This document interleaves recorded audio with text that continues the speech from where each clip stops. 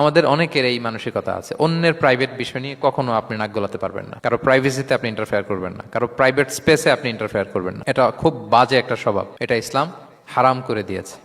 আমাদের অনেকের মধ্যে আছে খুঁটে খুঁটে, ভাই এটা কি ওইটা কি করছেন, সরকারি চাকরি না প্রাইভেট চাকরি, বেতন কত, বয়স কত, ওইটা কত হাবি যাবি, এটা তার ইটস নট হিজ বিজনেস। তারপরে মানুষ খুঁচিয়ে খুঁচিয়ে নিঃসন্তান দম্পতি আমি দেখেছি, তাদেরকে পেলে অনেকে, ভাই কি সমস্যা, কয় বছর হইল, বাচ্চা নিচ্ছেন না কেন, কবে হবে, কার সমস্যা, আপনার সমস্যা না ভাবির সমস্যা, বেটা তোর কি সমস্যা এটা বল।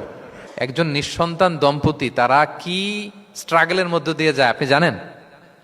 এটা তার জন্য পরীক্ষা। ওই পরীক্ষার মধ্যে আপনি খুঁচিয়ে খুঁচিয়ে, মানে সে kind of his a gynaecologist, treatment দিচ্ছে, ভাই কি হয়েছে, এইটা ওইটা, তাদেরকে বিব্রত করে একটা পরিস্থিতিতে ফেলা, এম্বারাসিং একটা সিচুয়েশনে ফেলা, এটা হারাম। এই ম্যানারগুলো ইসলাম আমাদেরকে ধরে ধরে শেখায় যে এটা তোমার বিজনেস না, তুমি খুঁচিয়ে খুঁচিয়ে মানুষের ব্যক্তিগত বিষয় যেটাতে সে বিব্রত বোধ করে, এগুলো তুমি জিজ্ঞেস করতে পারো না।